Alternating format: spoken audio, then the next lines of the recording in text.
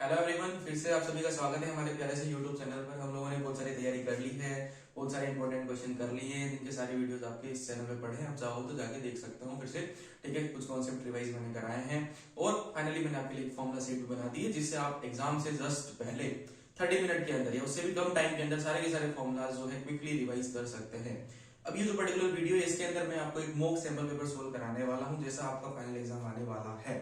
And I hope कि आपके जितने भी कॉन्सेप्ट यूज होंगे इस पर्टिकुलर सैंपल पेपर के अंदर, वही आपके कॉन्सेप्ट जो है फाइनल एग्जाम के अंदर आ जाए, जिससे कि आपको बड़ी हेल्प मिले। ये मेरी तरफ से आपके लिए लास्ट वीडियो होने वाला है टर्म वन एग्जामिनेशन तक। ठीक है, तो मैं होप करता हूँ कि आपका जो एग्जामिनेशन है काफी अच्छा हो, काफी अच्छा फिजिक्स के एग्जाम को फोड़ के आओ। ठीक है, चलिए सैंपल पेपर शुरू करते हैं and all the best for your term one examination. चलिए स्टार्ट करते हैं।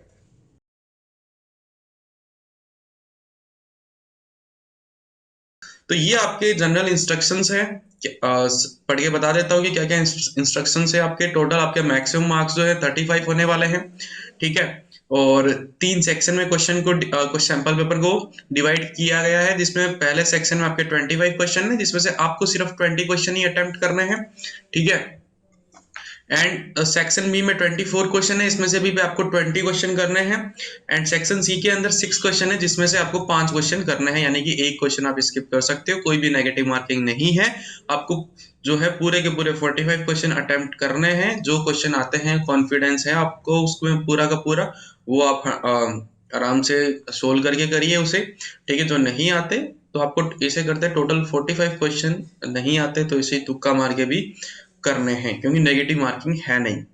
ठीक है, सारे क्वेश्चन जो है इक्वल मार्क्स कैरी करते हैं, जो कि 0.77 के इक्वल होगा। ठीक है, चलिए बिना देरी किए स्टार्ट कर देते हैं। ठीक, पहला क्वेश्चन क्या बोल रहा है कि 3 पॉइंट चार्ज आपको दिए गए हैं, +4Q, -Q और +4Q। इन्हें एक्स एक्सिस पे कुछ इस तरीके से रखा गया है। तो पूछा जा रहा है कि ये जो चार्जेस है वो इक्विलिब्रियम में है कि नहीं है। अगर इक्विलिब्रियम में है तो कौन सा इक्विलिब्रियम है। तो यहाँ पे आपका +4Q चार्ज, यहाँ पे -Q चार्ज, यहाँ पे भी आपका +4Q चार्ज। ठीक है, और इनके बीच ये ए पे है तो इनके बीच की डिस्टेंस ए हो जाएगी, ये 2A पे है तो इनके बीच की डिस्टेंस 2A हो जाएगी, यानी कि ये डिस्टेंस भी ए हो जाएगी। अब सबसे पहले तो चेक कर लेते हैं इक्विलिब्रियम में है कि नहीं है। तो इस -Q को देखते हैं, इस पे ये इधर वाला 4Q चार्ज इसको अट्रैक्ट करेगा, और राइट वाला 4Q चार्ज भी इसको अट्रैक्ट करेगा, बिकॉज नेगेटिव चार्ज और पॉजिटिव चार्ज के बीच में अट्रैक्शन होता है। तो ये F1 बोलूं मैं, अगर ये F2 बोलूं, तो F1 और F2 दोनों की ही वैल्यू आप देख सकते हैं कितनी आने वाली है। कूलम्स लॉ से KQ4Q divided by A square आने वाली है। लेकिन क्या इसको यहाँ से आप डिस्प्लेस करोगे तो वापस इस पोजीशन पे आ जाएगा। ध्यान से देखो, इसको अगर मैं डिस्प्लेस कर देता हूँ थोड़ा सा अगर राइट डायरेक्शन में, तो जो F1 है, ठीक है, नया फोर्स F1 डैश और ये फोर्स F2 डैश, तो यहाँ पे F1 मतलब इस राइट वाले चार्ज की डिस्टेंस कम होने की वजह से, इसकी वजह से जो नया फोर्स है वो बढ़ जाएगा, जिसकी वजह से ये इसकी तरफ चला जाएगा। यानी कि ये इक्विलिब्रियम में तो है, यहाँ पे इस टाइम पे तो नेट फोर्स 0 है, जितना फोर्स राइट में लग रहा है उतना लेफ्ट में भी लग रहा है। बट जब आप इसको यहाँ से डिस्प्लेस कर दोगे, जब आप इसको यहाँ से डिस्प्लेस कर दोगे, उस टाइम पे ये वापस उसी पोजीशन पे नहीं आएगा, यानी कि ये अनस्टेबल इक्विलिब्रियम में है। ठीक है ना, ये अनस्टेबल इक्विलिब्रियम में है। तो इस पॉइंट को सोल्व करते ही आपका क्वेश्चन सोल्व हो गया। देखो यहाँ पे लिखा है कि -Q is in stable equilibrium, ये बात गलत हो गई। ये बोल रहा है कि none of charge in equilibrium, ये इक्विलिब्रियम में है, तो ये ऑप्शन भी गलत हो गया। अब यहाँ पे बात हो रही है all the charge in unstable equilibrium, all the charges are in stable equilibrium. Stable तो है नहीं, तो ये ऑप्शन भी कट गया, एक ऑप्शन बचा है।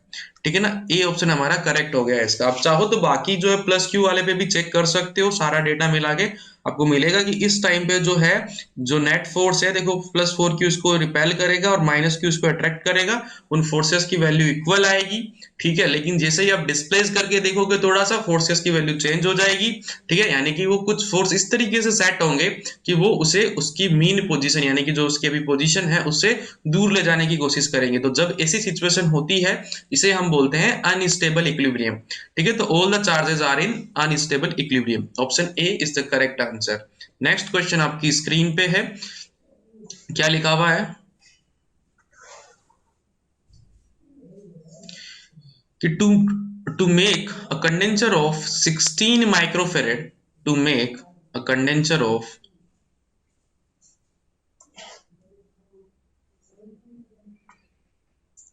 ओके, क्या बोल रहा है, to make a condenser of 16 microfarad and 1000 volts, how many condenser are needed which have written on them 8 microfarad and 250 volts? देखो सबसे पहली बात तो क्या करना पड़ेगा कि चार कंडेंसर को 100 वोल्ट करना है ना, तो चार कंडेंसर को सीरीज में जोड़ना पड़ेगा, सॉरी 1000 वोल्ट्स करना है। सीरीज में जोड़ने की वजह से क्या होगा, इन चारों कंडेंसर को सीरीज में जोड़ने की वजह से जो अब पोटेंशियल डिफरेंस है वो 250 250 250 250 अब हो चुका है आपका कितना, 1000 हो चुका है। ठीक है, सीरीज में पोटेंशियल 8 हो जाता है, तो ओवरऑल पोटेंशियल हो गया है कितना, 1000। लेकिन अब चेक कर लेते हैं कि क्या कैपेसिटेंस हो गया क्या, एक 8 का है, अगर आप इन सबका इक्विवेलेंट कैपेसिटेंस निकालेंगे तो कितना आएगा, 1/8 प्लस 1/8 प्लस 1/8 प्लस 1/8, यानी कि 1/c इज इक्वल टू आएगा आपके पास 4/8 1/2, यानी कि इक्विवेलेंट कैपेसिटेंस बना है 2 माइक्रोफेरेड। अपने को कितना चाहिए, अपने को चाहिए 16 माइक्रोफेरेड। ठीक है, तो 1 से 2 बना है, तो आपको ऐसे ही सेम सिस्टम सेम अरेंजमेंट आपको पैरेलल में लगाना पड़ेगा। क्यों, क्योंकि पैरेलल में पोटेंशियल अब चेंज नहीं होगा, अब क्या चेंज होगा, कैपेसिटेंस चेंज हो जाएगा। ठीक है, तो ऐसा कितना लगाना पड़ेगा, टोटल 16 करना है तो आपको 8 बार ऐसे लगाने पड़ेंगे। ठीक है, क्योंकि एक का कितना वैल्यू है, 2 है, तो आपको टोटल 16 करना है, तो कितने, टोटल 8 आपको पैरेलल में सेम अरेंजमेंट लगाना पड़ेगा। अब एक अरेंजमेंट में 4 है, तो टोटल 8 अरेंजमेंट में कितना हो जाएगा, 8 इंटू 4, यानी कि आपको 32 कैपेसिटर चाहिए होंगे। कितने कैपेसिटर, 32, समझ रहे हो ना बात, इस ये 2 बन गया, ये 2 बनेगा, ये 2 बनेगा, ये 2 बनेगा, और पैरेलल में कैपेसिटेंस 8 हो जाता है, पैरेलल में कैपेसिटेंस 8 हो जाता है। ठीक है ना, तो टोटल कितने 32 चाहिए, एक लड़ी में 4, एसी की एसी 8 लड़ियां चाहिए, तो 8 इंटू 4 आंसर है आपका 32। नेक्स्ट क्वेश्चन की तरफ बढ़ते हैं, क्वेश्चन नंबर 3। क्या बोल रहा है कि ये current of 0.25 ampere flows in main circuit. ठीक है, जो सर्किट आपको दिखा रखा है, लेकिन अब अगर आर को मैं डिस्कनेक्ट करके 4 के अक्रॉस लगा दूं, यानी कि 4 के पैरेलल में लगा दूं, तो सर्किट में कितना करंट होगा, तो उसके लिए आर की वैल्यू पता होनी चाहिए। आर की वैल्यू निकालने के लिए इन लोगों ने सबसे पहले यहाँ पे करंट की वैल्यू दे रखी है 0.25 एम्पियर। ठीक है, तो यहाँ पे दोनों सीरीज में है, तो यहाँ पे करंट की वैल्यू कैसे लिखी जा सकती है, करंट की वैल्यू लिखी जा सकती है total potential 2 divided by total resistance, यानी कि 4 प्लस आर। ठीक है, आई की वैल्यू आपको कितनी दे रखी है, आई की वैल्यू दे रखी है 0.25 is equal to 2 over 4 plus r. इसको इधर मल्टीप्लाई करा देते हैं तो क्या बन जाएगा 25, यानी कि इसको मैं 1/4 लिख सकता हूं, ये बना आपका 4 plus are is equal to 2। 4 इसके पास चला गया तो 8 बन गया, तो 4 plus are is equal to 8, R आ गया हमारे पास 4 ओम, आर की वैल्यू 4 आ गई। अब क्या करो, इसे बोल रहा है कि पैरेलल में जोड़ दो, तो जोड़ देते हैं पैरेलल में। जैसे ही आप पैरेलल में जोड़ोगे तो कुछ आपके पास ऐसा सीन बन जाएगा, 4 ओम और 4 ओम, बिकॉज आर की वैल्यू 4 आ चुकी है। अब इसे 2 वोल्ट की बैटरी के अक्रॉस जोड़ा है, तो कितना करंट फ्लो होगा, इक्विवेलेंट रेजिस्टेंस कितना हो जाएगा सर्किट का इक्विवेलेंट रेजिस्टेंस हो जाएगा 2 ओम, बिकॉज पैरेलल में है, पैरेलल में तो 1/4 प्लस 1/4 यानी कि 2/4, यानी कि 1/2 का उल्टा 2। ठीक है ना, आई होप कि ये आप सोल्व कर पा रहे हैं मन के अंदर, है ना, आपको इसके लिए पेन कॉपी की जरूरत नहीं है। तो ये आ गया 2 वोल्ट। अब कितना करंट जाएगा, I is equal to V by r, तो V कितना 2, R कितना 2, आंसर आ जाएगा 1 एम्पियर। 1 एम्पियर हमारा डी ऑप्शन में दिखाई दे रहा है, तो इस क्वेश्चन का आंसर आपका ऑप्शन नंबर डी हो गया। आगे बढ़ते हैं क्वेश्चन नंबर 4 की तरफ। पूछ रहा है कि hollow spherical conductor with charge of 500 coulomb is acted upon by a force 562 Newton, then what is the E at its surface। किसी कंडक्टर पे इतना चार्ज है और वो इतना फोर्स एक्सपीरियंस कर रहा है, तो बताइए कि वहां पे इलेक्ट्रिक फील्ड कितना है। तो F is equal to q E वाला डायरेक्ट फॉर्मूला सभी को याद होता है। तो यहाँ पे इलेक्ट्रिक फील्ड कितना आ जाएगा, F बाई क्यू, सिंपल है। F की वैल्यू कितनी दे रखी है आपको, 562.5 डिवाइडेड बाई क्यू, 500 दे रखा है। साफ से पता पड़ रहा है कि आंसर थोड़ा सा 1 से थोड़ा सा ज्यादा आएगा आपका।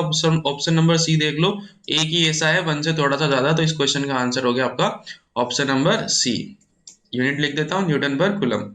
आगे बढ़ते हैं 5 नंबर क्वेश्चन पर। In the region the potential is represented by this. Potential आपको इस तरीके से दे दिया एक्स वाई जेड की फॉर्मेट में।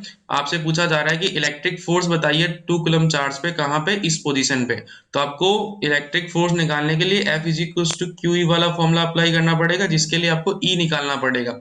V की इक्वेशन पता होती है, तो उसके बाद E कैसे निकाला जाता है, E is equal to minus del V by del r होता है। अब del v by del r का मतलब क्या है, del v by del r का मतलब होता है del x, sorry del v by del x i cap, यानी कि एक्स के रेस्पेक्ट में partial differentiation, plus del v by del y j cap, plus del v by del z k cap. ठीक है, अब del v by del x को solve कर लेते हैं। Del v by del x कितना आएगा, यानी कि इस एक्सप्रेशन को डिफरेंशिएट करना है। इस v वाले एक्सप्रेशन को, v का एक्सप्रेशन क्या है, 6x minus 8xy plus 8y plus 6yz। Partial differentiate करना है x के रेस्पेक्ट में, यानी कि x को वेरिएबल मानना है, बाकी को कांस्टेंट मानते हुए इसको डिफरेंशिएट कर देना है। तो इसको डिफरेंशिएट करोगे, देखो 6 आएगा यहां से, ठीक है, यहां से क्या आएगा, माइनस का 8y आएगा, इसके आगे x की टर्म नहीं है, मतलब सारा कांस्टेंट है, तो 0।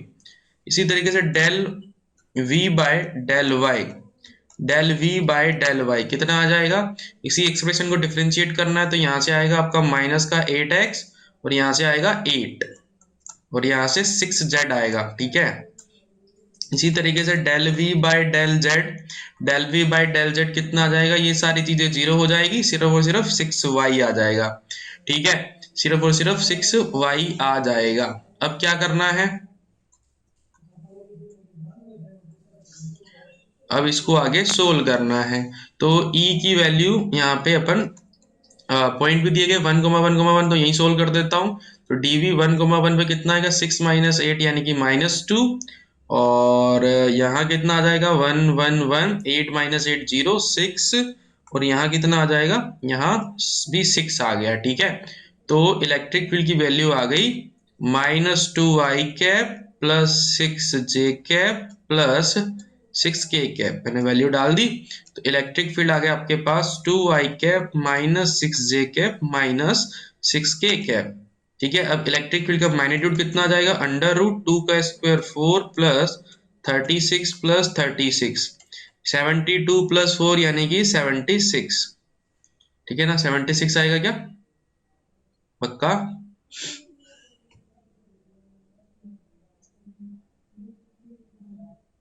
अच्छा, गड़बड़ कर दी एक, यहाँ पे भी y के आगे माइनस है। ठीक है, एक मिनट,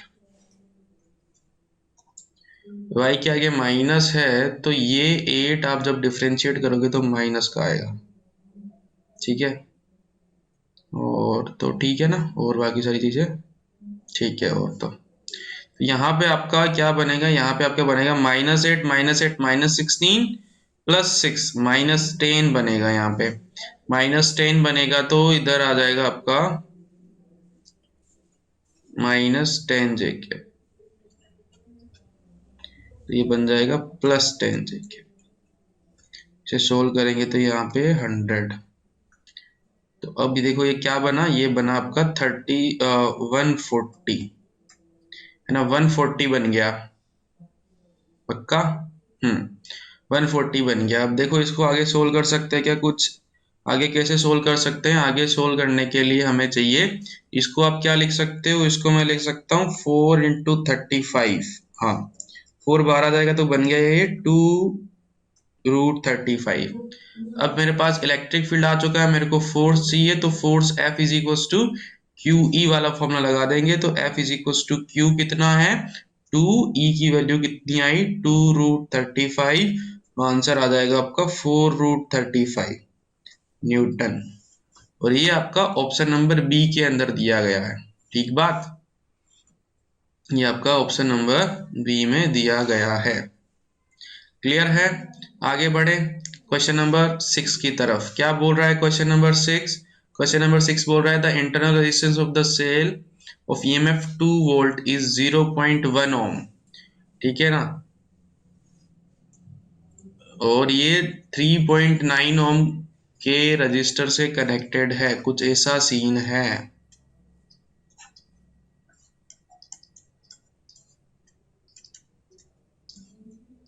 तो पूछ रहा है कि voltage across cell A B, ये पूछ रहा है टर्मिनल वोल्टेज होती है V equals to E minus I R, ये आपसे पूछी जा रही है, लेकिन उससे पहले आई पता होना चाहिए। आई क्या होता है? E over capital R plus small r. तो ई की वैल्यू 2, 3.9 प्लस 0.1, 4 बना, 2/4 आता है आपका 0.5, यानी कि 1/2। तो मेरे को V चाहिए, तो V कितना आ जाएगा? V इज इक्वल्स टू ई की वैल्यू 2 माइनस आई की वैल्यू 1/2 इंटू 0.1। तो V is equals to 2 minus 0.05।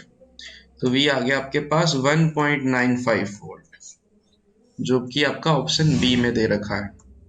Question number 7। Question number 7 क्या बोल रहा है? When a DC motor operate at 200 volt, when a DC motor operate at 200 volt,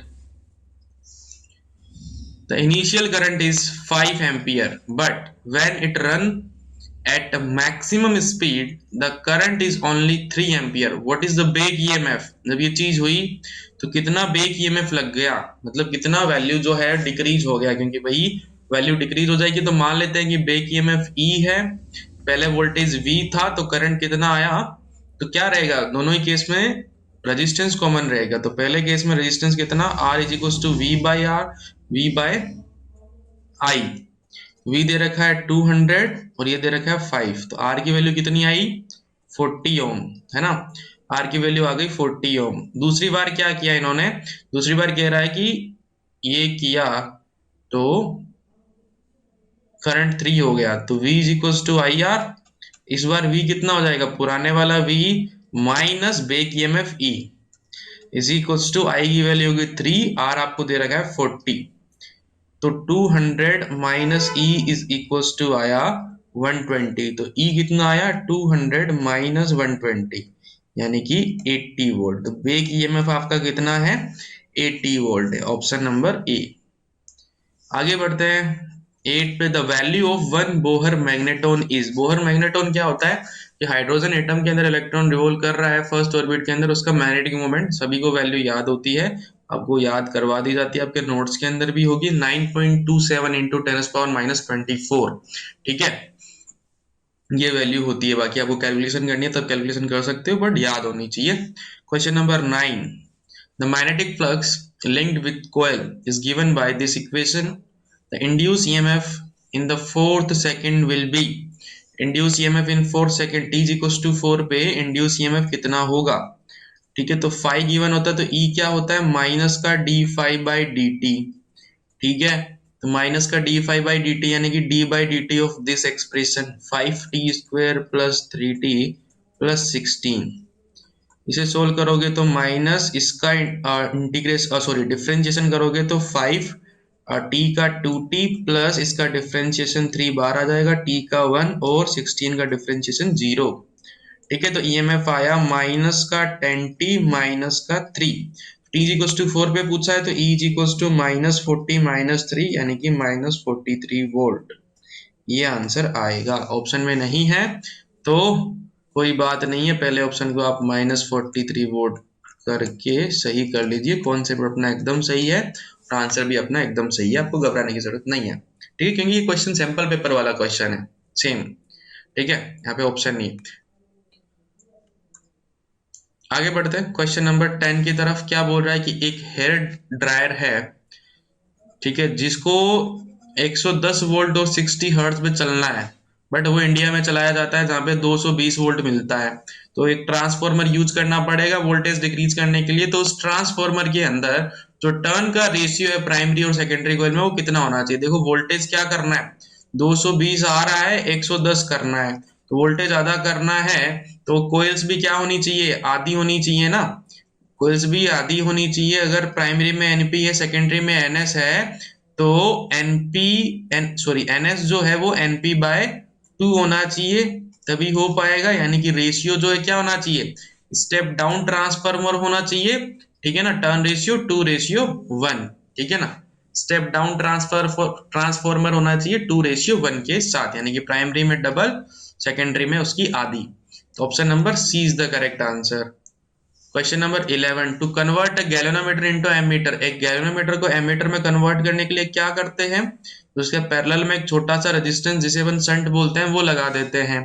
low resistance in parallel, B option is the correct answer. Question number 12, the current passes through two coil connected in series, the potential difference across first coil of resistance 2 ohm is 5 volt। दो series में लगा रखी है, पहला 2 ओम का है, इसके across जो पोटेंशियल है वो कितना है, 5 वोल्ट का है। Potential difference across second coil is 12.5 volt, ठीक है। तो इसका रेजिस्टेंस बताना है, तो क्या चीज सेम रहेगी, करंट सेम रहेगा, because both are in series. तो यहाँ पे करंट कितना आ जाएगा, V बाई आर यानी कि 5/2, और यहाँ पे करंट V बाई आर यानी कि 12.5 बाय आर। अब R की वैल्यू निकालनी है, तो R की वैल्यू कितनी आ गई, R is equals to 12.5 into 2/5। 12.5 into 2 बना 25/5, यानी कि 5 ohm is the correct answer, which is in your option number C. आगे बढ़ते हैं क्वेश्चन नंबर 13 की तरफ। The working of dynamo is based on, dynamo पता है किसे बोलते हैं, एसी जनरेटर को डायनामो बोलते हैं। बेटा जी वो आपका इलेक्ट्रोमैग्नेटिक इंडक्शन पे बेस्ड होता है, चैप्टर नंबर 6 के अंदर लास्ट में आता है। तो चैप्टर नंबर 6 का नाम क्या है, इलेक्ट्रोमैग्नेटिक इंडक्शन। बच्चे इसको इस तरीके से याद रखते हैं। ओके, आगे बढ़ते हैं क्वेश्चन नंबर 14 की तरफ। A series circuit consist of AC source, variable frequency, ठीक है ना, 115 इतना रेजिस्टेंस लगा दिया, और इतना कैपेसिटर लगा दिया, एंड इतना इंडक्टर लगा दिया। Impedance of the circuit when the angular frequency of AC source is adjusted to twice of resonant frequency, ठीक है ना।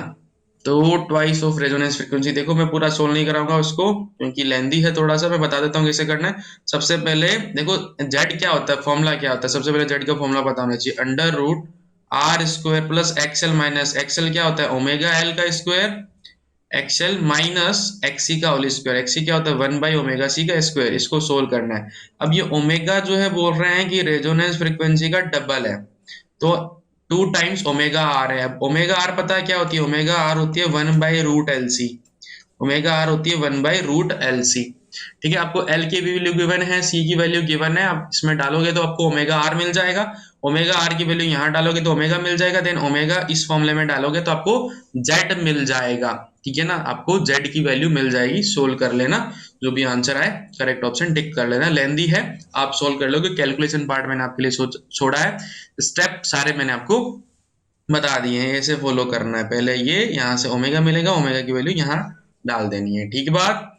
आगे आ जाते हैं क्वेश्चन नंबर 15। क्वेश्चन नंबर 15 क्या बोल रहा है कि if a charge Q is placed at the centre of line joining of two charge capital Q, दो चार्ज हैं कैपिटल Q, इनके सेंटर पे हम लोगों ने स्मॉल q चार्ज रख दिया, such that system is in equilibrium and the value of q is, system equilibrium में, मान लो कि दोनों के बीच की डिस्टेंस 2l थी, सेंटर पे रख दिया तो ये l हो गई और ये भी l हो गई। सिस्टम को इक्विलिब्रियम में रखना है, यानी कि किसी भी एक चार्ज पे फोर्स क्या होना चाहिए, 0 होना चाहिए। तो इस पे फोर्स देखते हैं, ठीक है ना, इस पे फोर्स देखते हैं। अभी मेरे को इसका नेचर पता नहीं है, तो मैं पॉजिटिव मानता हूँ, तो दोनों की वजह से फोर्स इधर आ जाएगा, ठीक है। तो छोटे वाले की वजह से बोल देता हूँ फोर्स F2, बड़े वाले की वजह से फोर्स F1। तो F1 और F2 दोनों की वैल्यू 0 होनी चाहिए। तो F1 है कितना, बड़े वाले की वजह से तो K Q divided bye 2L का स्क्वायर, और ये कितना होगा K capital Q small q divided by L का स्क्वायर, ठीक है। तो दोनों की वैल्यू 0 होनी चाहिए, तभी तो आपका सिस्टम इक्विलिब्रियम में रह पाएगा, यानी कि K Q by 4L square plus K capital Q small q divided by L square, ये क्या होना चाहिए आपका 0 होना चाहिए, ठीक है। ये 0 होना चाहिए, तो आगे सोल्व करोगे तो आपका कुछ ऐसा बन जाएगा, ये L स्क्वायर से L स्क्वायर कटा, KQ से KQ कटा, तो स्मॉल क्यू की वैल्यू आ गई सीधा सीधा -q/4, ऑप्शन नंबर सी। ठीक बात। चलिए आगे बढ़ते हैं क्वेश्चन नंबर 16। क्वेश्चन नंबर 16 क्या बोल रहा है कि if the charge on the capacitor is increase by 2 coulomb, the energy stored in increase by 21%, then original charge on the capacitor is, मान लो कि पहले चार्ज Q था तो उसकी पोटेंशियल एनर्जी U थी, अब चार्ज कर दिया Q+2 तो 21% से बढ़ गई, यानी कि 1.21 टाइम ऑफ हो 1.21 टाइम्स ऑफ प्रीवियस एनर्जी हो गई, यानी कि 1.21 U हो गया। ठीक है, तो क्या करोगे दोनों ही केस में, एनर्जी का फॉर्मूला लगा दो, आपके सामने आंसर आ जाएगा। कैसे कि इस केस में जो एनर्जी है U, क्या लिख सकते हो, Q²/2C, यहाँ जो एनर्जी है 1.21 U, इसे क्या लिख सकते हो, Q+2²/2C। ठीक है, ऐसे लिख सकते हैं। अपने को क्या चाहिए, अपने को Q चाहिए, अपने को Q चाहिए, तो यहां से आप क्या करो, U की वैल्यू उठा के इधर पुट कर दो, तो क्या बना 1.21 into Q²/2C is equals to Q+2 का² 2C ने 2C को मार दिया। अब क्या कर लो आप, रूट ले लो, इसको नीचे किया 100, रूट ले लो दोनों साइड, तो 121 का रूट 11, 100 का रूट 10, Q² का रूट Q, यहाँ पे Q+2 का स्क्वायर का रूट Q+2।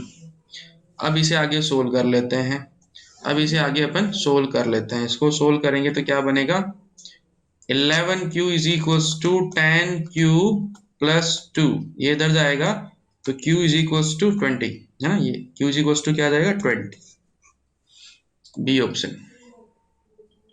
ठीक है, आगे बढ़ते हैं 17 नंबर क्वेश्चन पे। यहाँ पे थोड़ा सा करेक्शन है, यहाँ पे मैग्नेटिक फील्ड बना हुआ है। बोल रहा है कि in the following diagram which particle has highest Q/m value. ठीक है ना, तो Q/m वैल्यू किसकी हाईएस्ट है। अगर आप ध्यान से देखो, पार्टिकल परपेंडिकुलर एंटर कर रहा है, साथ ही साथ सर्कुलर पाथ में रोटेट करना चाहता है, आगे भी इसके पाथ होगा। तो जब भी ये होता है तो उसको सेंट्रीपिटल फोर्स कहाँ से मिलता है, मैग्नेटिक फोर्स, यानी कि QVB बराबर होता है आपका mv²/r के। अब मेरे को क्या चाहिए, Q/m चाहिए, तो इस एक्सप्रेशन से Q/m अलग करते हैं, तो Q/m इज इक्वल्स टू क्या आ जाएगा, Q/m, एक v से एक v कटा, Q/m आया आपका Q/m V/RB, V/RB। ठीक है ना, V/RB। अब देखो कैसे देखा जाएगा, VU के बारे में कोई इंफॉर्मेशन नहीं है, तो मान लो कि सभी पार्टिकल की V सेम है, B तो ऑब्वियस सी बात है सेम ही मैग्नेटिक फील्ड है। अब जो Q/m की वैल्यू होगी वो हाईएस्ट किसके लिए होगी, जिसके लिए R की वैल्यू मिनिमम होगी। R क्या है, रेडियस ऑफ कर्वेचर, R क्या है, रेडियस ऑफ कर्वेचर। अब इसका आप साफ साफ पता लगा सकते हो कि ये पार्टिकल देखो पहले ही घूम गया D वाला, तो इसकी रेडियस क्या होगी, कम होगी। ये पार्टिकल आगे से घूमेगा, रेडियस ज्यादा है इसकी, तो इनफाइनाइट है, और इसकी रेडियस भी ज्यादा, तो सबसे कम रेडियस किसकी है, D वाले पार्टिकल की रेडियस सबसे कम है। D वाले पार्टिकल की रेडियस सबसे कम है, तो Q/m की वैल्यू इसके लिए क्या होगी, सबसे ज्यादा होगी। तो option A is the correct answer for this question. ठीक है, हालांकि क्वेश्चन थोड़ा सा और स्पेसिफाइड होना चाहिए था, बट जितनी इंफॉर्मेशन है उसके हिसाब से डी आंसर करेक्ट होगा। Next question number 18, if C and R denote capacitance and resistance, then dimension of CR is, dimension of C into R is, देखो क्या होता है, Q is equal to CV होता है, ठीक है, और V क्या होता है, IR। तो ये बना फॉर्मूला, यहाँ पे CR क्या आया, Q/I। Q की डायमेंशन क्या होती है, A1 T1, I की डायमेंशन क्या होती है, A1, तो CR की डायमेंशन क्या आएगी, T1। ठीक है, यानी कि M0 L0 T1 A0, ये ऑप्शन ढूंढो, ऑप्शन सी देखिए मैच कर रहा है। ठीक है, इस तरीके से आप डायमेंशन एक झटके में निकाल सकते हो। ठीक है, आगे बढ़ते हैं question number 19, the magnetic needle is kept in non uniform magnetic field. एक मैग्नेटिक नीडल को आपने नॉन यूनिफॉर्म मैग्नेटिक फील्ड के अंदर रख दिया। मैग्नेटिक नीडल क्या होती है, मैग्नेटिक नीडल एक तरीके से मैग्नेटिक डायपोल होती है।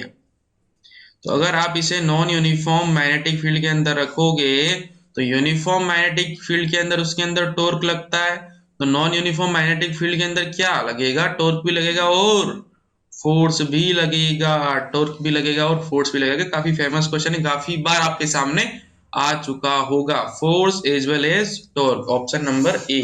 ऐसा ही क्वेश्चन इलेक्ट्रिक डाइपोल का भी बनता है। आगे बढ़ते हैं क्वेश्चन नंबर 20 की तरफ। क्या बोल रहा है? Capacitor are used in electric circuit when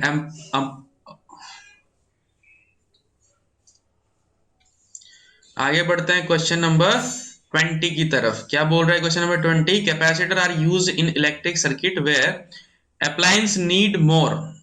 appliance को क्या चाहिए होता है? देखो, कुछ अप्लायंस होती है जिन्हें स्टार्ट करने के लिए ज्यादा करंट की रिक्वायरमेंट होती है। तो कैपेसिटर का काम क्या होता है? कैपेसिटर चार्ज को स्टोर करता है, ठीक है ना, चार्ज को स्टोर करता है। तो उस टाइम पे ये चार्ज का फ्लो करा देता है। चार्ज का फ्लो यानी कि करंट। तो जहां पे अप्लायंस को ज्यादा करंट की रिक्वायरमेंट होती है, अपन वहां पे कैपेसिटर को यूज करते हैं। तो ऑप्शन नंबर डी इसका आंसर है।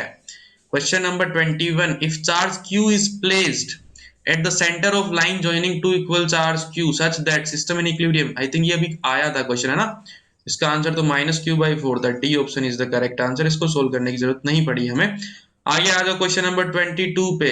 क्या बोल रहा है कि a current I is equals to I naught sin omega t plus pi/2 flows in the circuit of alternating potential E is equals to E naught sin omega t. The power consumed in the circuit is, ध्यान से देखो phi कितना है, phi की value है pi/2। Power का formula होता है E I cos फाई, और cos pi/2 की वैल्यू होती है 0। तो ये भाई साहब 0 चले जाएंगे तो पूरी पावर ही कितनी हो जाएगी सर्किट के अंदर? 0। Option number D. 23, the current in the circuit falls from 5 ampere to 0 ampere in 0.1 second. If an average EMF of 200 volt is induced, then the self inductance of the circuit is, self inductance और EMF में पता है क्या relation होता है? E is equals to L delta I by delta T। तो E दे रखा है आपको 200, L पूछा है, डेल्टा I कितना है? डेल्टा I आपका 5, चेंज कितना हो गया? 5 का हो गया 5, कितने टाइम में हुआ? 0.1 में। L कितना आ जाएगा? 200 इंटू 0.1 डिवाइडेड बाई 5 यानी कि 20/5। 20/5 बोले तो 4 henry, B option. Question number 24, the magnet of magnetic moment M is suspended in uniform magnetic field B। The maximum value of torque acting on magnet is, maximum कितना torque लगेगा? देखो torque का expression क्या होता है? mb sin theta. अब इसको maximum करने के लिए साइन थीटा को मैक्सिमम होना पड़ेगा। साइन थीटा की मैक्सिमम वैल्यू क्या होती है? 1। तो टॉर्क की मैक्सिमम वैल्यू कितनी हो जाएगी? m into B, option number B. 25, a galvanometer of resistance 25 ohm is shunted by 2.5 ohm wire. The part of total current I naught that flows through galvanometer is given by। अगर आप galvanometer को ammeter बनाते हो तो ये चीज करनी पड़ती है। तो एक गैल्वेनोमीटर के पैरेलल में आप लोगों ने एक शंट लगा दिया, इसकी वैल्यू है 25 ओम, इसकी वैल्यू है 2.5 ओम। तो पूछ रहा है कि यहाँ से अगर आई नोट करंट आ रहा है तो इसमें से तो गैल्वेनोमीटर में कितना करंट जाएगा? Current flows through galvanometer is given bye. तो मान लो कि गैल्वेनोमीटर में से आई करंट जाएगा तो बचा हुआ करंट आई नोट माइनस आई ऊपर चला जाएगा। अब दोनों पैरेलल में है, और दोनों पैरेलल में है तो क्या सेम होना पड़ेगा? Potential difference. Potential difference same होना पड़ेगा, यानी कि आई नोट माइनस आई इंटू 2.5 बीजी को तो यार होता है ना। तो यहाँ का पोटेंशियल कितना? आई इंटू 25, ये इससे 10 टाइम चला गया। तो आई नोट इज इक्वल टू आया आपका 10i प्लस आई 11i। आपको क्या पूछा था? आई बाई आई नोट पूछा है क्या? तो आई बाई आई नोट आपके सामने आ जाएगा 1/11। कौन सा ऑप्शन दिख रहा है? सी ऑप्शन दिख रहा है। ठीक है, इसी के साथ सेक्शन ए खत्म। काफी इजी क्वेश्चन थे सेक्शन ए के अंदर। आई होप आप लोगों को समझ में आए होंगे। कुछ क्वेश्चन आपको टफ लगे होंगे, लेकिन उसके लिए आपको घबराने की जरूरत नहीं है, बिकॉज 5 क्वेश्चन आप स्किप कर सकते हो। ठीक है ना, अभी स्किप मत कर देना, पढ़ते टाइम सारे क्वेश्चन करना, फाइनल एग्जाम वाले दिन स्किप करना। ओके, तो सेक्शन ए हमारा कंप्लीट हो चुका है। तो अब शुरू करते हैं अपन सेक्शन बी। सेक्शन बी के अंदर आपके 24 क्वेश्चन है, जिसमें से आपको 20 क्वेश्चन करने हैं। ठीक है, तो क्वेश्चन नंबर 26 क्या बोल रहा है कि a beam of cathode rays, cathode rays पता है क्या होती है? Electrons. A beam of electrons it's subjected to cross electric and a magnetic field. ठीक है, इलेक्ट्रिक फील्ड और मैग्नेटिक फील्ड इसी जगह जहां पे दोनों एग्जिस्ट करते हैं वहां पे एक इलेक्ट्रॉन्स कैथोड रेस की बीम को मान लो कि छोड़ा गया है, ठीक है। The field are adjusted such that beam is not deflected. अब ये केस आपको याद होगा, वेलोसिटी सेलेक्टर वाला केस है, लेकिन फील्ड को इस तरीके से सेलेक्ट किया है, ठीक है ना, इस तरीके से सेट किया है कि बिना डिफ्लेक्ट हुए वो जा रहा है। तो उस टाइम पे पता है इसकी स्पीड क्या होती है, ई बाई बी के इक्वल होती है। उस टाइम पे स्पीड जो है उसे, अगर ई बाई बी स्पीड से जाते हैं और इलेक्ट्रिक फील्ड और आपका मैग्नेटिक फील्ड दोनों एक दूसरे के परपेंडिकुलर होने चाहिए और वेलोसिटी वेक्टर भी दोनों के परपेंडिकुलर होना चाहिए, तो और v की वैल्यू e बाई बी के इक्वल होनी चाहिए। अगर ऐसा सेटअप होता है तब बिना डिफ्लेक्ट हुए निकल जाता है, ठीक है। ऐसी सिचुएशन होती है तब बिना डिफ्लेक्ट हुए निकल जाता है, वेलोसिटी सेलेक्टर के केस में अपन पढ़ते हैं। वो आगे क्या बोल रहा है कि the specific charge of cathode rays is given by, specific charge क्या होता है, e by B, e by M, ठीक है। तो the specific charge of cathode rays is given by where, चार ऑप्शन दिए गए हैं, इन ऑप्शन में V जो है वो पोटेंशियल डिफरेंस है, ठीक है, कैथोड और एनोड के बीच में जहां पे कैथोड रेस निकल रही है। तो इलेक्ट्रॉन जो है पोटेंशियल डिफरेंस से आ रहे हैं, तो इलेक्ट्रॉन के पास क्या होगी, एनर्जी होगी कितनी, हाफ mv²। ये एनर्जी आई कहां से होगी, इस पोटेंशियल डिफरेंस से आई होगी, ठीक है। इन दोनों पॉइंट्स के बीच में कुछ पोटेंशियल डिफरेंस है, तो Q चार्ज अगर V पोटेंशियल डिफरेंस से एक्सेलरेट होता है तो उसके पास एनर्जी होती है QV। तो यहाँ पे कितनी हो जाएगी, EV, ठीक है, EV, और ये स्मॉल v²। अब इस V की वैल्यू कितनी होती है, E बाई बी, तो ये डाल तो आंसर आपके सामने, half m E² by b² is equals to E into V. अपने को क्या चाहिए था, अपने को चाहिए था specific charge E by M, E by M की वैल्यू चाहिए। तो यहां से आप इधर उधर करोगे तो E बाई एम की वैल्यू आपके सामने क्या दिख रही है, E m उसके नीचे आ गया, V यहाँ पे, V को नीचे भेज दो तो क्या बनेगा, E² by 2VB²। Specific charge की वैल्यू ये है, E बाई एम की वैल्यू, ठीक है। ऑप्शन ए दिखाई दे रहा है, देखो ऑप्शन ए मैच कर रहा है, तो ऑप्शन ए इसका करेक्ट आंसर हो गया। आगे बढ़ते हैं क्वेश्चन नंबर 27। क्वेश्चन नंबर 27 क्या बोल रहा है कि 4 electric charge plus Q minus Q, इस तरीके से रखे गए, प्लस क्यू माइनस क्यू, ठीक है, minus Q. Corner of square of side 12, एक ऐसा स्क्वायर जिसकी साइड कितनी है 12, वहां रख दिया। Electric potential at point A point पे इलेक्ट्रिक पोटेंशियल कितना है वो आपको बताना है। देखो Q प्लस क्यू चार्ज की वजह से इलेक्ट्रिक पोटेंशियल होगा, यहाँ से डिस्टेंस कितनी है L, इनकी वजह से कुछ होगा, इनकी वजह से डिस्टेंस कितनी है R, जो कि हो जाएगी √L² plus 2L whole square, यानी कि √5L के बराबर हो जाएगी आपकी R।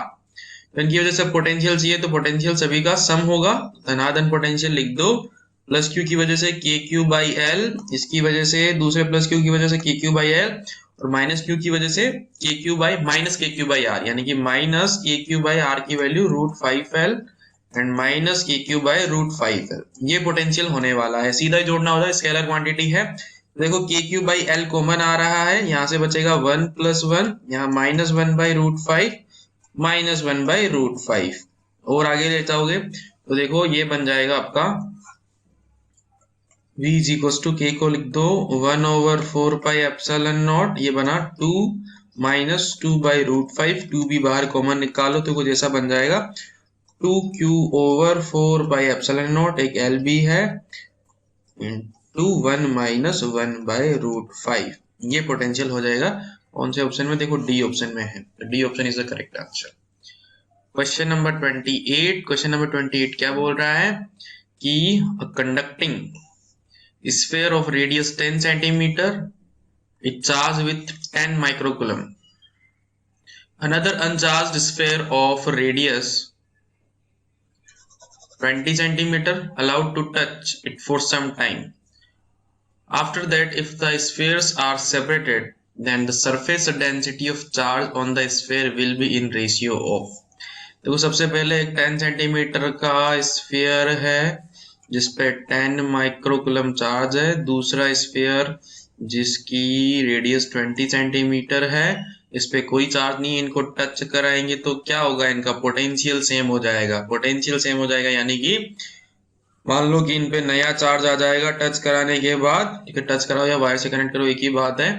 तो इन पे, इस पे मान लो Q1 डैश चार्ज, इस पे Q2 डैश चार्ज, वो इस तरीके से आएगा कि इनका पोटेंशियल जो है वो कितना हो जाएगा, सेम हो जाएगा। यानी कि K Q1 डैश बाई 10 ये K Q2 डैश बाई 20 के इक्वल हो जाएगा। यानी कि Q1 और Q2 में एक रिलेशन आ गया। क्या रिलेशन आ गया कि Q1 dash is equals to Q2 dash by 2। ठीक है, ये रिलेशन हमारे पास आ गया। और एक रिलेशन है कि ये जो चार्ज है Q1 dash plus Q2 dash, इसकी वैल्यू कितनी होगी, 10 माइक्रोकुलम होगी, बिकॉज जितना चार्ज है वही तो डिस्ट्रीब्यूट होगा इन पे। ठीक है, जितना चार्ज इन पे डिस्ट्रीब्यूट हो जाएगा तो Q1 dash plus Q2 dash, Q1 dash की वैल्यू है Q2 dash by 2 plus Q2 dash is equals to 10 microcoulomb. ये बन जाए आपका 3Q2 dash by 2 is equals to 10 microcoulomb. तो Q2 डैश हमारे पास आ गया कितना, 20/3 माइक्रोकुलम। तो Q1 डैश कितना आ जाएगा, इसका आधा यानी कि 10/3 माइक्रोकुलम। अब आपसे पूछी जा रही है इनकी चार्ज डेंसिटी, वो भी उनका रेशियो। तो सिग्मा 2 कितना हो जाएगा, Q बाय सिग्मा, क्या the surface charge density surface in the ratio से सिग्मा 1 बाय सिग्मा 2 पूछा जा रहा है। तो सिग्मा 1 क्या हो जाएगा, Q1 dash by 4 pi R1 square, और सिग्मा 2 क्या हो जाएगा, Q2 dash divided by 4 pi R2 square. तो ये कितना आ जाएगा, Q1 डैश इंटू R2 का square divided by Q2 dash into R1 का स्क्वायर। इसे आगे सोल्व करोगे तो आपको मिलेगा Q1 का स्क्वायर, यानी कि Q1 और Q2 का देखो यहाँ पे 10 है, बाई 3 तो कट जाएगा, है ना। 10 का स्क्वायर 100 और इसका स्क्वायर 400, तो 1/4 यहाँ से आएगा। और R2 का स्क्वायर यानी कि R2 कितना है 20 का स्क्वायर आपका बनेगा आपका कितना 400, है ना। तो ये 4 ये 1:1 आ गया, तो कट गया। 1:1 is the correct answer, option number ए। आगे बढ़ते हैं क्वेश्चन नंबर 29। क्वेश्चन नंबर 29 क्या बोल रहा है कि transformer has 500 primary turns and 10 secondary turns. If the secondary turn has resistive load of 15 ohm in the current in primary circuit respectively। देखो यहाँ पे आपको चेक ही करना पड़ेगा ऑप्शन से। कैसे, रेशियो चेक कर लो। हमें पता होता है कि Vp बाई Vs ये बराबर होता है आपका Np बाई Ns, और ये बराबर होता है Is बाई Ip। ठीक है, अब Np कितना दे रखा है 500 और Ns दे रखा है 10, तो ये है Is बाई Ip। यानी कि सेकेंडरी कोयल में current divided by primary coil में करंट का रेशियो आएगा 50।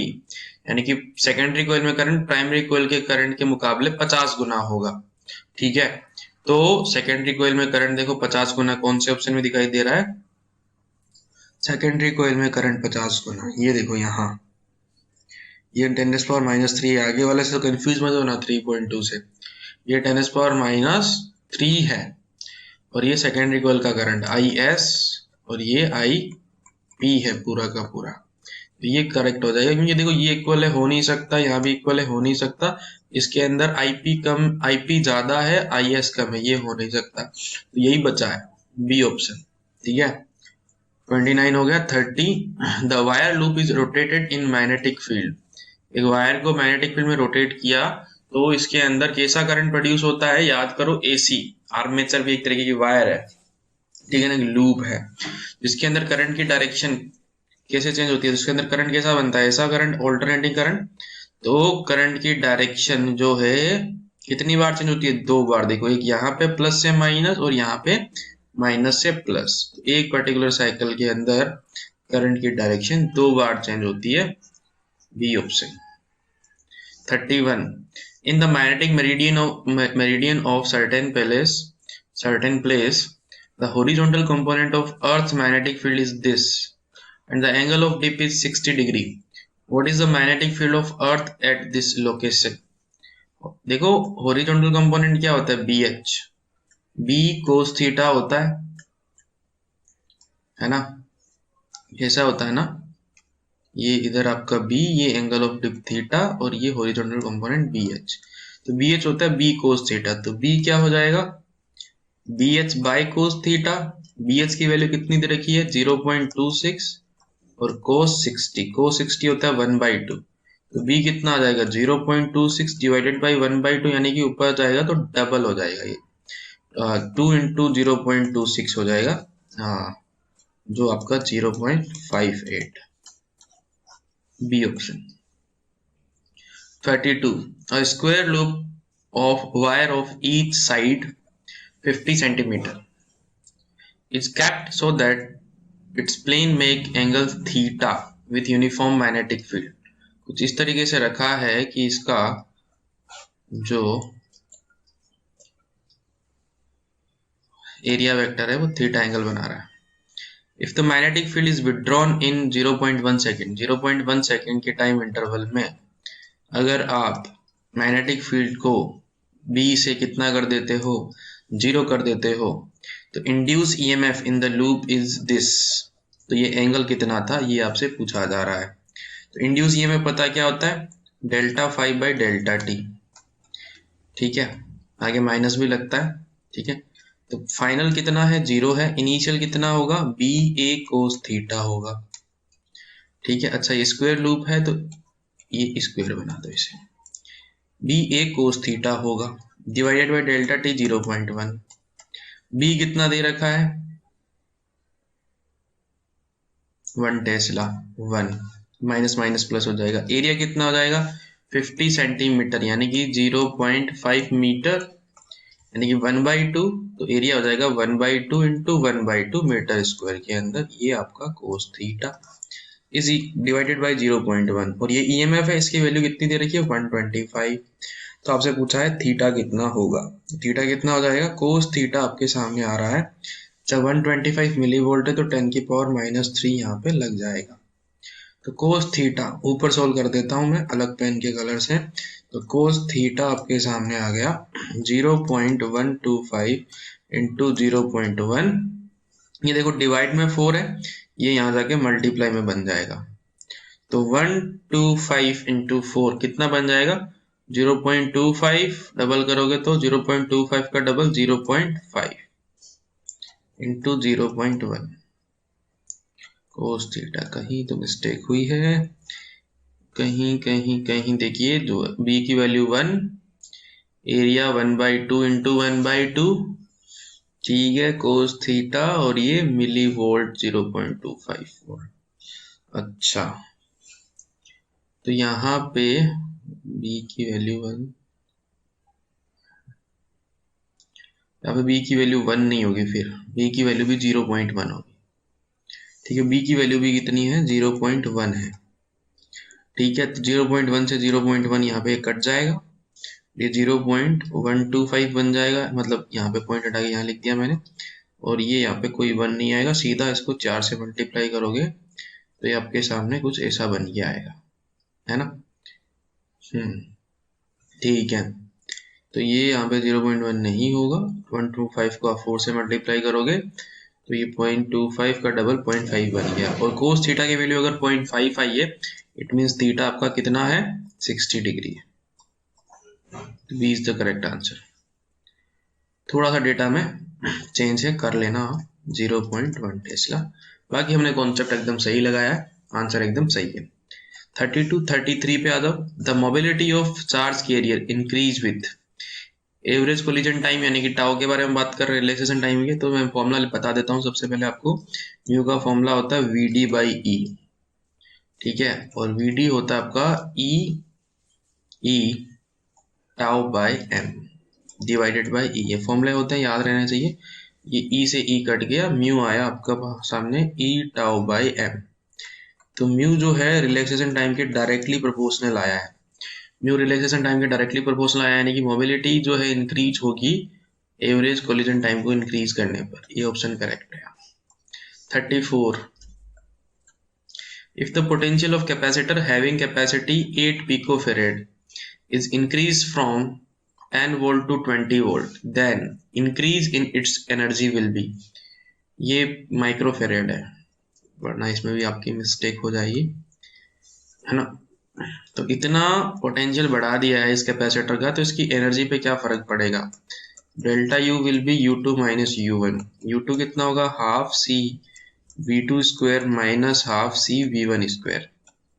अब हाफ सी की वैल्यू कितनी है, 8 into ten power minus 6, v2 कितना है 20 का स्क्वायर माइनस ये भी कितना है दिस एंड 10 का स्क्वायर।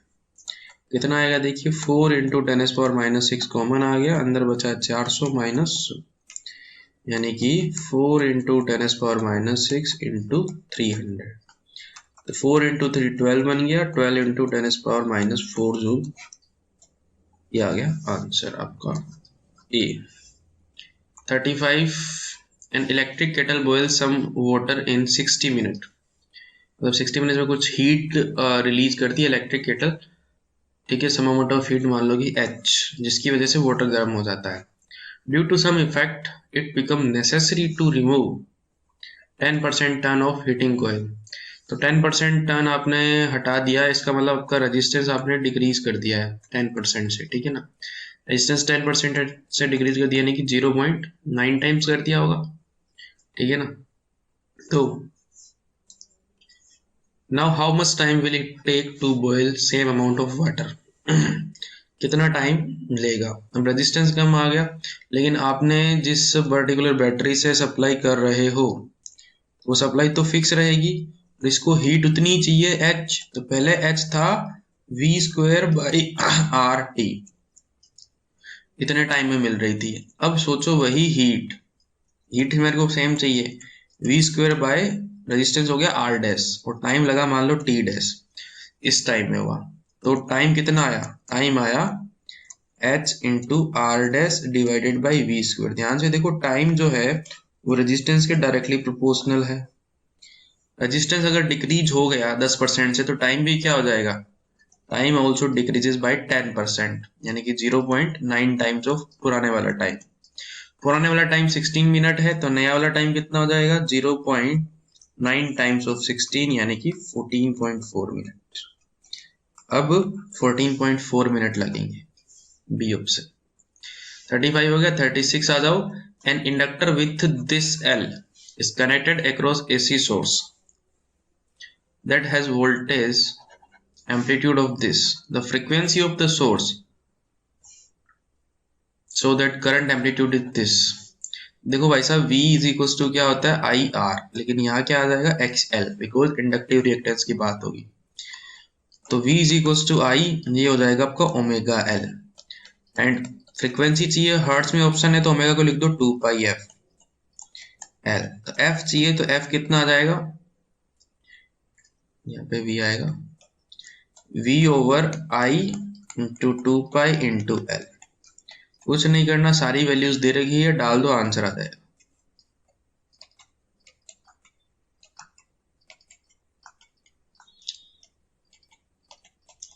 अब आगे का कैलकुलेशन वाला काम मैं आप पे छोड़ रहा हूँ, चेक कर लेना, ठीक है। चेक कर लेना कौन सा आंसर आएगा इसका, ठीक है। इतना तो कर लोगे, कॉन्सेप्ट ये लगेगा। 36 हो गया। 37 पे आ जाइए। A coil of cross-sectional area 400 centimeter square. A coil of cross-section area 400 centimeter square having 30 turns is making 1800 revolution per minute। एक मिनट में इतने रिवोल्यूशन है, तो एक सेकंड में कितने हो जाएंगे, 1800 डिवाइडेड बाई 60, यानी कि 30 revolution per second. 30 revolution per second है, यही तो ओमेगा है, नहीं ये एफ है ना, revolution per second। The magnetic field is the peak value of induced EMF is। तो इतने क्रॉस सेक्शन एरिया, इतने टर्न की कोयल इतने फ्रीक्वेंसी से रिवोल्यूशन कर रही है इस मैग्नेटिक फील्ड के अंदर, तो इंड्यूस ईएमएफ की क्या होगी, इंड्यूस ईएमएफ की पीक वैल्यू क्या होगी, ये आपसे पूछा जा रहा है। तो देखो यहाँ पे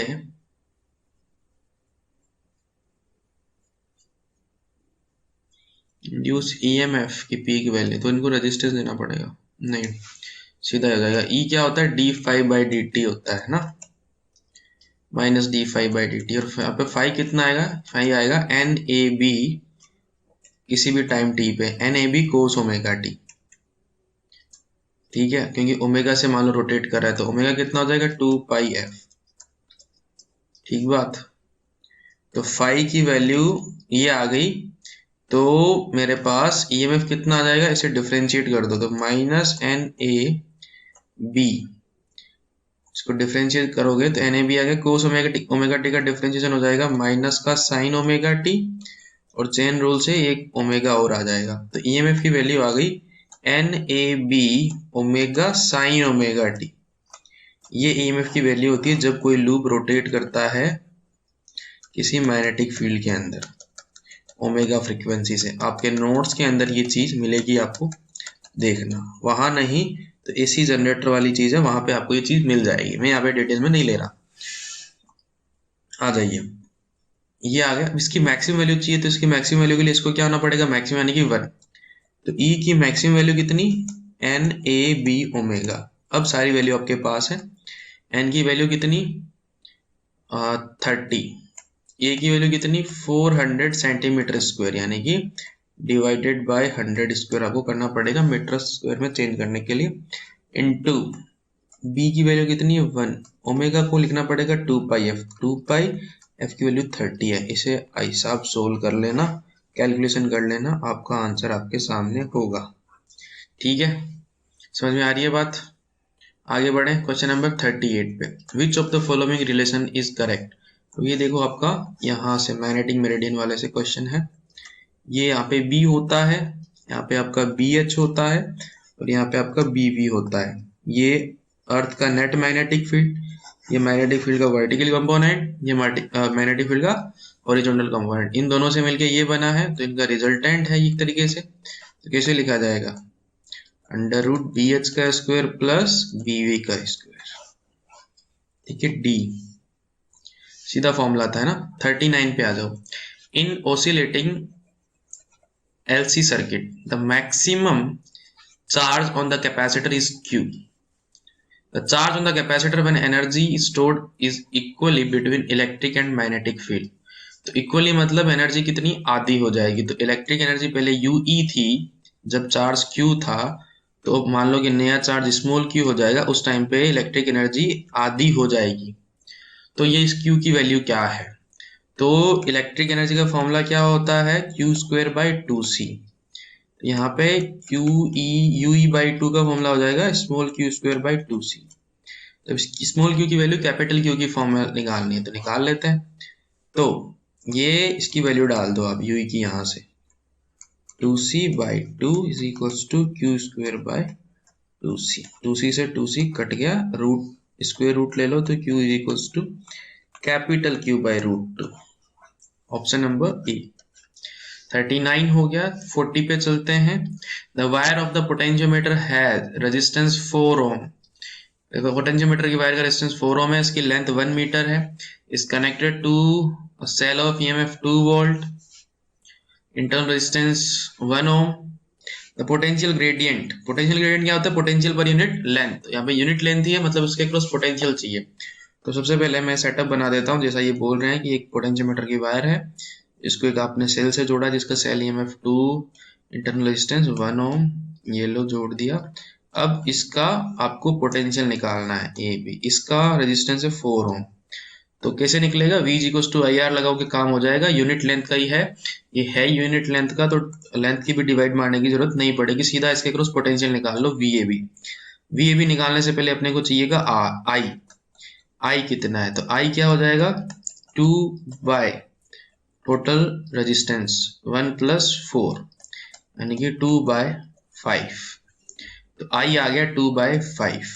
वी ए बी क्या हो जाएगा इसके cross, V equals to I R, I इसके अंदर फ्लो होने वाला करंट और इसका रेजिस्टेंस आर ए बी, तो आई कितना है 2 बाई 5, इसका रेजिस्टेंस है 4 यानी कि 8 बाई 5, 8 बाई 5 बोले तो 1.6 वोल्ट। अब यहाँ पे वायर की लेंथ कुछ और होती तो क्या करते, उस लेंथ से भी डिवाइड मार देते। सपोज करो यहाँ पे वायर की लेंथ होती 2 मीटर, देन आंसर आता वी ए बी बाई 2 यानी कि 0.8। अभी हमारा आंसर आएगा ऑप्शन ए, ठीक है। 40 हो गया। 41, a hot electric iron has resistance of 80 ohm is used on 200 volt source, ठीक है। The electric energy spent in 2 hours, यानी कि 2 इंटू 60 इंटू 60 सेकेंड, सेकेंड में कन्वर्ट करना जरूरी है ऐसा यूनिट में, तो कितनी एनर्जी जो है यूज हो जाएगी। तो अच्छा वोट आर में पूछिए तो इसको आर में पढ़ा है, चेंज करने की जरूरत नहीं है, वोट आर में पढ़ा है। तो एच क्या होता है, V square by R into T, V square यानी कि 200 इंटू 200 डिवाइडेड बाई 80 इंटू 2, ये आपके पास आ जाएगा कितना, ये बन जाएगा आपका 8000 डिवाइडेड बाई 8, यानी कि 1000 वोट आर। 1 kWh एक यूनिट आ गया है ना, 1 kWh, इसे आप ऐसे भी लिख सकते हो, और ये आपका 1 यूनिट होता है, ठीक है। 41 हो गया। 42 point charge plus 10 microcoulomb is a distance 5 centimeter directly above the center of square of 10 centimeter as shown in figure. What is the magnitude of electric flux? देखो ये बोल भी रखा है इंट में कि इसको आप एक क्यूब बना लो, तो जैसे आप इसको एक क्यूब बना लोगे तो चार्ज इसके सेंटर पे आ जाएगा, ध्यान से देखो, चार्ज इसके सेंटर पे आ जाएगा। तो इस पूरे क्यूब से, और वो नीचे वाली प्लेट इसकी फेस है, पूरे क्यूब से कितना फ्लक्स जा रहा होगा, Q over epsilon not. Q कितना दे रखा है, 10 माइक्रोकूलम, यानी कि 10 इंटू 10⁻⁻6। एप्सिलॉन नॉट कितना होता है, 8.85 इंटू 10⁻12। तो पूरे से इतना जा रहा है, तो इस एक फेज से कितना जाएगा, टोटल डिवाइडेड बाय 6, क्योंकि 6 फेसेस है, यानी कि फ्लक्स थ्रू दिस फेज 6 का और डिवाइड लगा दो, 10⁻⁻5, ये चला जाएगा ऊपर, प्लस 12 डिवाइडेड बाय 8.85 इंटू 6, ठीक है। अब इसे आपको सोल्व करना है, इसे सोल्व करोगे तो ये 10⁻7 बन गया, ये 8.85 इंटू 6, तो ये कितना बन रहा है, लगभग ये 50 के करीब बन रहा है, 50 के करीब ये बन रहा है। तो आंसर आपका आएगा 2 इंटू 10⁻5 के आसपास, इतना आंसर आएगा। परफेक्ट कैलकुलेशन आप कर लेना, या फिर जरूरत नहीं है, ऑप्शन सी देखो, ऑप्शन सी करेक्ट हो गया, ठीक है। 42 हो गया। 43 galvanometer having 30 division has current sensitivity of 2 micro ampere per division, यानी कि जब गैलोरीमीटर फुल स्केल डिफ्लेक्शन पे होगा तो कितना करंट देगा, जिसे अपन आईजी बोलते हैं, 20 micro ampere into total division 30, यानी कि 600 इंटू 10⁻⁻6 एम्पियर, इतना करंट देगा फुल स्केल रीडिंग पे। इसका रेजिस्टेंस भी दे रखा है, resistance of galvanometer 25 ohm. How will you convert into an ammeter measuring up to 1 ampere, 1 ampere current measure करने वाले एमीटर में कैसे चेंज करोगे, देखो पता तो है ही, पैरेलल में एक शंट लगाना होता है, तो इस शंट की वैल्यू निकालनी है।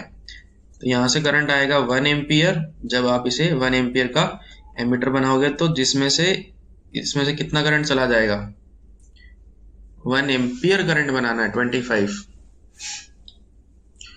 तो फिर भाई साहब वो डेटा में कुछ तो पक्का गड़बड़ होगी, देखते हैं, गड़बड़ होगी तो उसे सही करेंगे। ये 25 ओम का है और ये S, तो इसमें से कितना चला जाएगा, अभी तो 600 इंटू 10⁻⁻6 जाएगा, नहीं आएगा, इससे तो गड़बड़ हो जाएगी, देख लेते फिर भी। तो 600 इंटू 10⁻⁻6 यानी कि 6 इंटू 10⁻⁻4, और बचा हुआ करंट इसमें से जाएगा, यानी कि 1 माइनस IG इसमें से जाएगा। अब कैलकुलेट करने के लिए कैसे करते हैं, दोनों का पोटेंशियल सेम कर देते हैं, यानी कि S into 1 minus IG should be equals to IG into Z, यानी कि S into 1 minus 6 into 10⁻⁻4 should be equals to 25 into 6 into 10⁻⁻4। अब आप कैलकुलेट करोगे वैल्यू, तो ये S जो है 1 माइनस 0.006 ऐसा आएगा ना, हाँ, और ये 150 इंटू 10⁻⁻4 बना है, हाँ, ये लगभग 1 ही है, इसे आप 1 लिख दो, ठीक है, और ये बन जाएगा 0.015। तो S की वैल्यू हमारे पास आ गई 0.015, जो कि आपको ऑप्शन सी में दे रखी है। ठीक है, 43 हो गया। 44, angle of dip is 90 degree 8। देखो पोल पे क्या होता है, एक पोल पे, नॉर्थ पोल पे आपकी मैग्नेटिक नीडल ऐसे हो जाती है, अगर ये एन है ये एस है, तो साउथ पोल पे ना मैग्नेटिक नीडल ऐसे हो जाती है, यानी कि एंगल जो है हॉरिजॉन्टल के साथ कितना बनाती है, 90 डिग्री। और हॉरिजॉन्टल के साथ जो एंगल बनता है नीडल का, उसे अपन डिप एंगल बोलते हैं। तो एंगल ऑफ डिप जो है 90 डिग्री कहाँ होगा, पोल पे होगा। पोल, सिर्फ पोल, सी ऑप्शन। 45, एसर्शन रीजन वाले क्वेश्चन शुरू हो गए हैं। ठीक है, डायरेक्शन तो आपको पता ही है क्या होती है इनकी। Electric field is discontinuous across surface of spherical charge shell. देखो स्फेरिकल चार्ज सेल में क्या होता है, अंदर इलेक्ट्रिक फील्ड 0 होता है और बाहर इलेक्ट्रिक फील्ड कितना होता है, K Q by capital R square. तो अंदर 0 है सरफेस के जस्ट अंदर वाले पॉइंट पे, बाहर वाले पॉइंट पे इतना है, तो डिसकंटिन्यूअस तो है ही है। साथ ही साथ इसका ग्राफ भी कुछ ऐसा ही आता है, आपको पता ही है ना, इलेक्ट्रिक फील्ड और डिस्टेंस का। तो बिल्कुल सही बात है। Electric potential is continuous across surface of charge shell. तो यहाँ पे अगर मैं इलेक्ट्रिक पोटेंशियल की बात करूँ तो अंदर भी के क्यू बाई कैपिटल आर होता है और बाहर भी के क्यू बाई कैपिटल आर होता है। इसका ग्राफ कुछ ऐसा आता है वी और आर का। तो ये तो कंटिन्यूस है ना, ठीक है, ये तो कंटिन्यूस है, तो सही बात है, एसर्शन सही है, रीजन सही है, बट इनका आपस में कोई ताल्लुक है क्या, कोई नहीं है। तो आप क्या लिख सकते हो इसके अंदर, बी ऑप्शन टिक मार सकते हो। ठीक है, सही से एक्सप्लेन नहीं कर पा रहे हो। 46, a compass needle when placed on magnetic north pole of earth rotate in vertical direction। But vertical अभी मैं बता के आया हूँ कि आप नीडल को पोल पे ले जाओगे तो वर्टिकल में हो जाएगी वो, ठीक है ना, वो वर्टिकल में फिक्स हो जाएगी नीडल। हालांकि हॉरिजॉन्टल डायरेक्शन में कोई कंपोनेंट नहीं है, तो हॉरिजॉन्टल डायरेक्शन में रखोगे तो जरूर वो आपकी किसी भी डायरेक्शन में घुमाओगे तो घूम जाएगी, लेकिन वर्टिकल डायरेक्शन में अगर आप उस नीडल को करोगे तो वो वर्टिकली रहेगी, रोटेट नहीं कर सकती है। गलत है assertion. The earth has only horizontal component of its magnetic field at north pole. ये भी साफ साफ गलत है। तो A is false, R is also false, D option.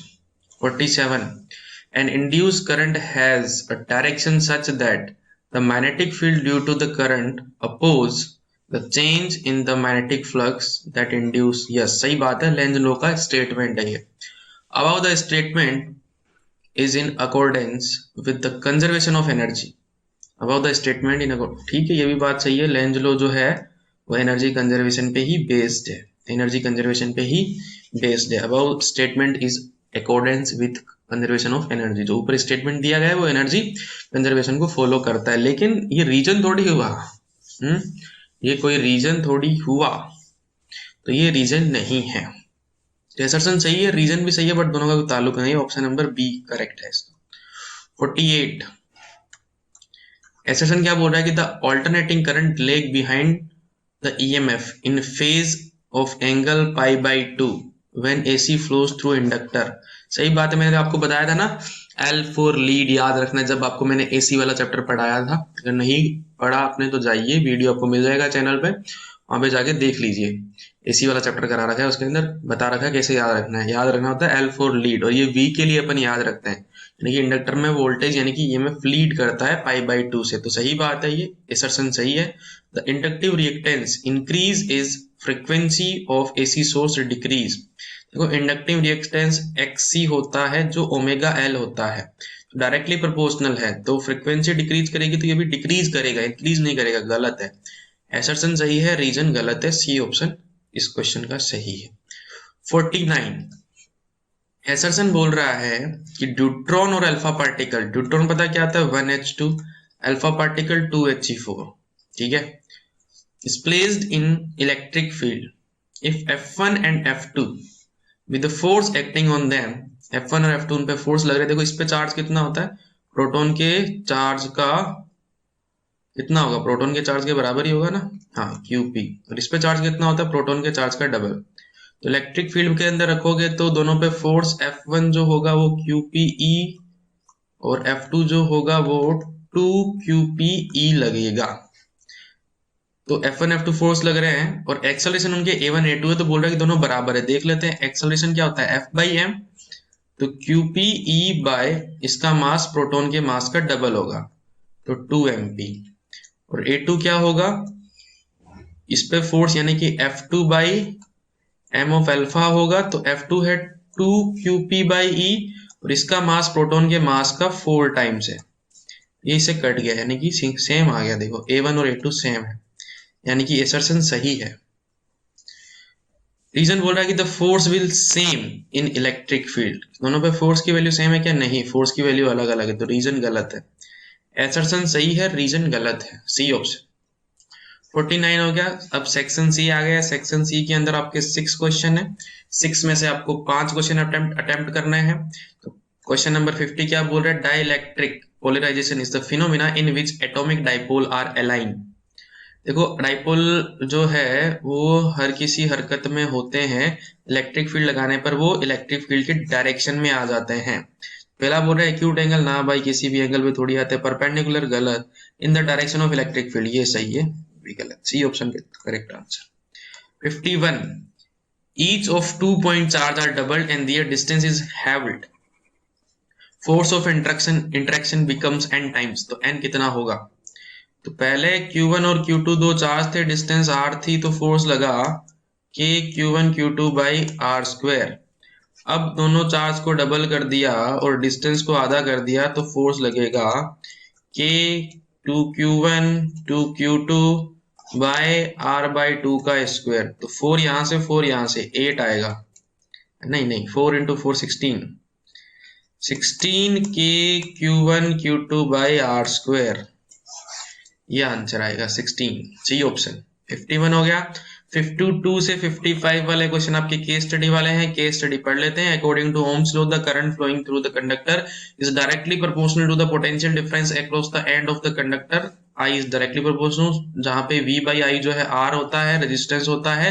Electric resistance of the conductor is obstruction posed by conductor to the flow of electric current through it. It depends upon the length, area and cross section and nature of material, ठीक है ना, and temperature of the conductor. We can write R is equals to rho L by A, जहाँ पे ये nature of conductor यानी कि कौन सा कंडक्टर उस पर डिपेंड करता है, ये लेंथ हो गई, ये एरिया हो गया। एंड रो का नाम होता है इलेक्ट्रिक रेजिस्टिविटी। जो भी बातें इन्होंने बोली है वो अपने को पता है, ठीक है। पूछ रहा है कि dimension of electric resistance is, electric resistance की डायमेंशन क्या है। तो देखो फॉर्मूला आपको दे रखा है, V equals to I R. तो R की डायमेंशन, आई आर का फॉर्मूला क्या होगा, V बाई आई। तो सबसे पहले V की डायमेंशन निकालो। V की डायमेंशन कैसे निकालोगे, V की डायमेंशन कैसे निकालोगे, V क्या होता है, V होता है आपका W बाई Q, है ना। W क्या होता है, वर्क डन, इसकी यूनिट होती है M1L2T माइनस 2, ऐसा ही, सॉरी डायमेंशन ये होती है, और इसकी डायमेंशन होती है A1T1। तो V की डायमेंशन आ गई आपके पास M1L2A माइनस 1T माइनस 3। तो R की डायमेंशन आपके सामने आने वाली है M1L2 A minus 1T minus 3, और I की होती है A, तो A ऊपर जाके माइनस 2 हो जाएगा, M1L2 A minus 2T minus 3, ये हो जाएगा। ये देख लो कौन से ऑप्शन में, M1L2 T minus 3, D option. तो डी ऑप्शन इसका करेक्ट हो जाएगा, okay. 53 if 1 microampere current flows through a conductor when potential difference of 2 volt is applied across it, then the resistance of the conductor is V is equals to IR, तो R is equals to V by I। V2 दे रखा है, ये इतना दे रखा है, ठीक है। तो आंसर आ गया आपका 2 into 10⁶ R, C option. 54 specific resistance of wire depends on, mass पे डिपेंड करता है क्या, नहीं, क्रॉस सेक्शन एरिया पे नहीं, लेंथ पे नहीं, नन ऑफ दीज आंसर होगा इसका। बिकॉज स्पेसिफिक रेजिस्टेंस जो है वो मटेरियल की प्रॉपर्टी है, it is a material property,